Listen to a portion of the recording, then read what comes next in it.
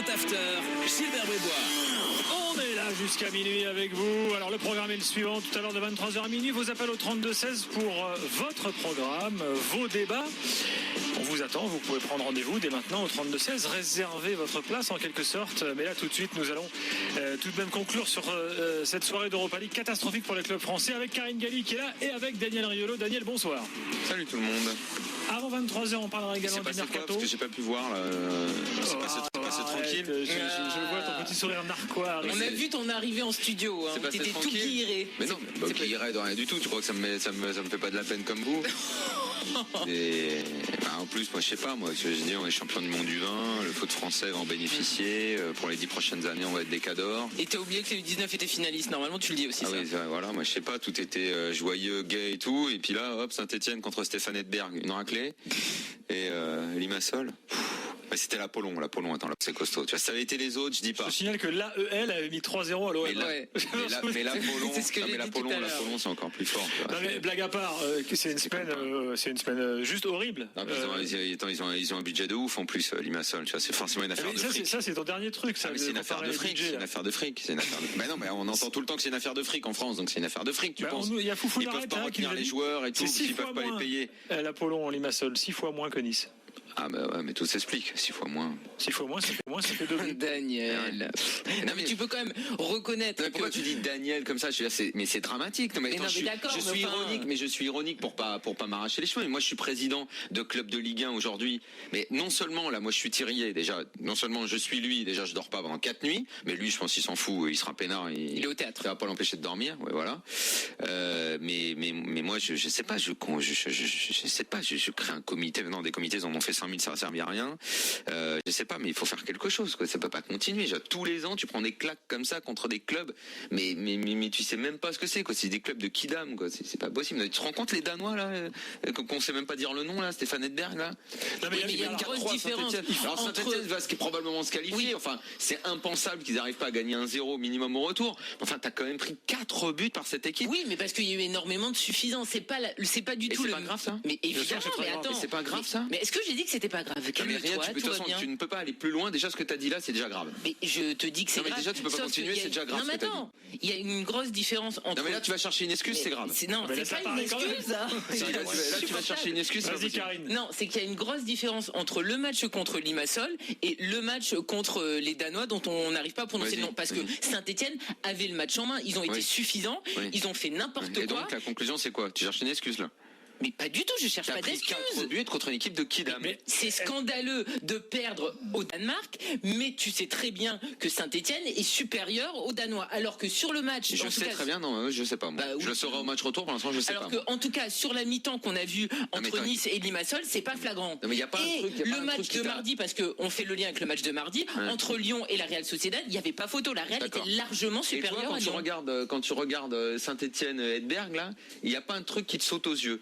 Que peut-être tu te dis ouais ça devrait passer, ça va passer, c'est tout ce que tu veux quoi, mais sur le terrain t'as une équipe en plus je crois, peut-être je me trompe, ça mérite de vérifier, mais je crois qu'ils ont joué il y a 48 heures les mecs. Et t'as une équipe qui est impliquée, qui est motivée, l'autre qui est en dilettante. Et alors c'est grave ou pas ça? Mais est-ce que je te dis, mais évidemment que c'est grave, mais est-ce que je t'ai dit qui nous bassinent avec leur Coupe d'Europe en noir et blanc, ça t'ai jamais dit les mecs, l'inverse, Daniel. Ils prennent 4 buts. Mais c'est grotesque, je suis la première à le dire. Sauf que les 3... Mais je ne cherche pas d'excuses, je te dis juste que les 3 matchs sont totalement différents. C'est la même chose, hein. C'est quand même dingue. Non, mais on en a parlé. 5 minutes pour rien. On en a parlé juste avant, on est d'accord, sauf que c'est pas la même chose. Ce qui est dingue, c'est l'engagement. T'as l'impression que les mecs sont sur tous les contacts, réalisent un pressing, et les autres sont là. Ils ont joué il y a 3 jours. Ils ont joué il y a 3 jours, ils ont perdu 3-2 à Randers. Voilà, donc il y a le délai de 3 jours habituel.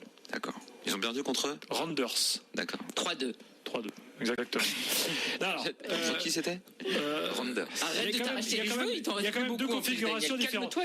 T'as une équipe de Saint-Etienne qui défensivement était catastrophique à l'image du but qu'ils prennent là sur une touche directe. C'est un scandale. Le mec envoie la touche dans les 6 mètres, le mec saute au milieu de 3 Stéphanois, il met la tête dans le but, Ruffier bouge pas. Alors là tu te dis c'est. Tu te souviens là, du mec qui faisait les longues touches là et qui essuyait le ballon à chaque fois avec une serviette, on lui avait interdit après. Ça m'a fait penser à ça parce que c'est vrai qu'ils sont quand même pas mal sur les touches très longues. Non, t'as pas trouvé? Et Nice, t'as autre chose, c'est que t'as Puel qui qui laisse Botea. Généralement, c'est des équipes de bourrins que les mecs font des touches longues. Et Svitanic sur le banc. Il laisse donc ces deux joueurs-là sur le banc et il les fait rentrer quand Nice est mené 1-0. Il peut laisser la moitié de son équipe. T'es à Chypre, quoi. Tu joues contre Limassol. Comme tu l'as dit toi-même, il y a un budget 6 fois supérieur. Les mecs en France ne cessent de chialer sur on n'a pas de moyens, on peut pas rivaliser au niveau européen, on peut pas faire ceci, on peut pas faire cela. Ils sont toute l'année en train de te trouver des excuses. Ils ont des salaires beaucoup trop gras par rapport à leur niveau de jeu. Ils vont à Limassol, ils te prennent une dérouillée, quoi. Et dans le jeu, tu regardais. Je vais arrêter de parler d'oseille et tout parce que je réponds à la bêtise par la bêtise.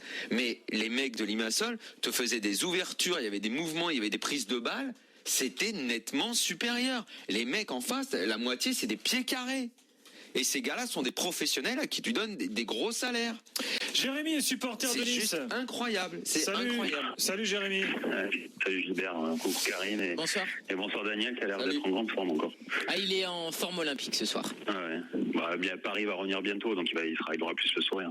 Cela dit, il n'a pas tort, Daniel, il est un peu dans l'exagération riolienne. Excuse-moi, alors, si tu peux me dire en quoi je suis dans l'excès quand je décris la soirée de Nice ou celle de Saint-Etienne, alors là vraiment j'attends la moitié d'une excuse qui peut tenir la route, quoi. Je trouve que Gilbert a bien recentré le débat tout à l'heure. Il disait que c'était pas la même version. J'ai pu voir les deux là sur la télé. Avec Saint-Etienne a fait de grosses erreurs et j'étais d'accord avec Karine quand elle disait qu'il y avait de la suffisance. Moi, je suis pas persuadé que mon club en ait eu de la suffisance ce soir. On a surtout été pas bon, tout simplement, avec une défense catastrophique, avec un gardien de but qui a pas été à son niveau, qui a fait une terrible erreur. Mais je pense que les gars étaient plutôt motivés pour essayer de se qualifier pour la phase de poule. Donc une fois que tu as dit ça, est-ce que tu dis est pas faux? Ce que tu dis est pas faux. Alors, mais une fois que tu as dit ça, alors peut-être, je sais pas, moi, match retour de folie, j'espère que Nice va réussir à inverser le truc, hein. Mais bon, 2-0, c'est quand même un peu compliqué à retourner. Donc une fois que tu as dit ça, avec beaucoup de mesures, voilà. Qu'est-ce qu'on dit? Tu prends 2-0 à Limassol. Toute l'année, tu entends que les mecs se battent pour aller en Europa League, que le football français souffre énormément de la crise, des déficits, de pas pouvoir retenir ses joueurs, qu'on a une formation brillante, parce que nos jeunes ont gagné des trucs, machin, que finalement il y a un peu d'espoir, mais que s'il n'y en avait pas, ce serait à cause de l'oseille qu'on n'a pas. Tu vas à Limassol, tu me prends une dérouillée. Voilà. Tu fais quoi là? Non, mais tu as complètement raison. En fait, tu sais ce que tu es. Tu sais ce que tu es. En fait, il n'y a presque même pas de débat. Tu prends un coup de bâton derrière la tête et tu dis bon, ok, qui a envie de parler? Le premier qui va. C'est pour ça que je suis excessif parce qu'en fait, il y a rien d'autre à faire finalement. Il y a aucune autre attitude que d'être catastrophé et de te dire mais si véritablement tout ne change pas dans ce foot, année après année, on va être là dans l'after, on va rigoler parce que là, moi, dans 5 minutes, je vais me marrer. Hein. Franchement, moi, ça me fait rigoler. Là, je fais dans le catastrophisme. Mais dans 2 minutes, je me marre. Si on peut en placer une avec Jérémy, il y a autre chose que je vois, c'est que tout à l'heure on parlait de Boulard avec Greg. Tu vois, les clubs français, t'as aussi ça, t'as en termes d'investissement individuel des gens dans ces matchs-là. Bien sûr. Les Stéphanois comme les Niçois, les mecs disent bon, allez, de toute façon les mecs c'est bon, c'est Limassol. De toute façon les mecs, c'est bon, c'est Eschberg. Et puis tu prends le match par-dessus la jambe, tu défends comme des cons là, comme l'a fait Saint-Etienne. Et moralité, t'es grotesque. Tout ça parce que si là ils avaient joué contre, je sais pas moi, Schalke, l'Atlético Madrid ou n'importe quoi, tu peux être sûr que les deux équipes font pas le même match. Ce que tu dis est presque pire. Ben oui, mais c'est comme quoi, tu peux être sûr que les deux équipes font pas le même match. Ce que tu dis est presque pire.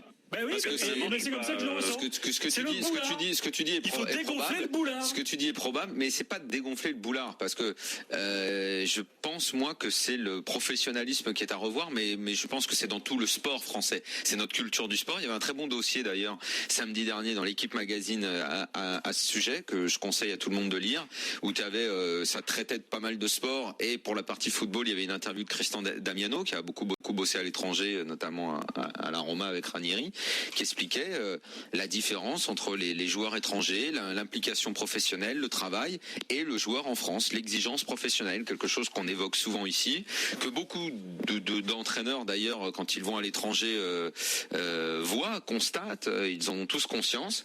Et ce que tu viens de dire toi, c'est ça, quoi. C'est ça. C'est des fautes professionnelles au sens littéral du terme. Voilà.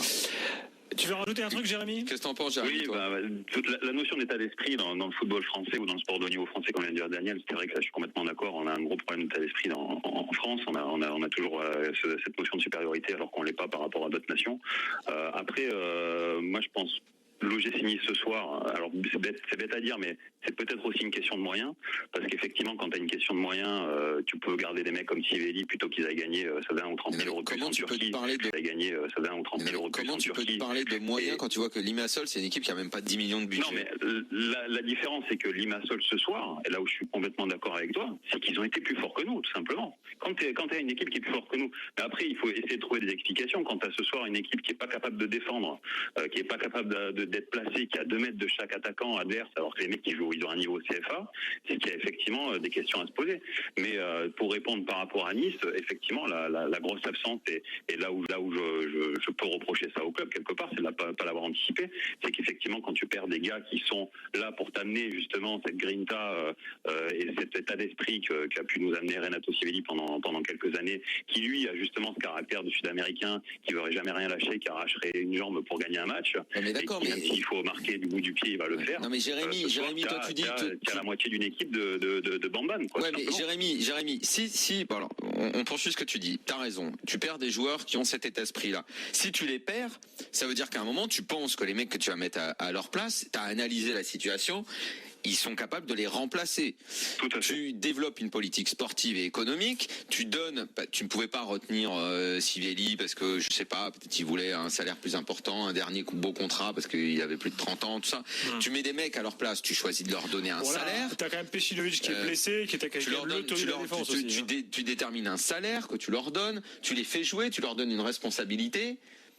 Dans tous les cas de figure, tu peux retourner la situation, tout ce que tu veux, un tel est parti, machin, tu ne peux pas perdre à Limassol sans que ce soit une grave faute professionnelle. Moi, ce soir, je pense à Claude Puel, qui en matière d'état d'esprit, qui en matière de mec qui connaît la compétition, qui aime ça et qui savait l'appréhender en tant que joueur et qui a quand même une belle expérience en entraîneur de club, ce soir, mais il doit être malade. Mais il doit être juste malade. Oui,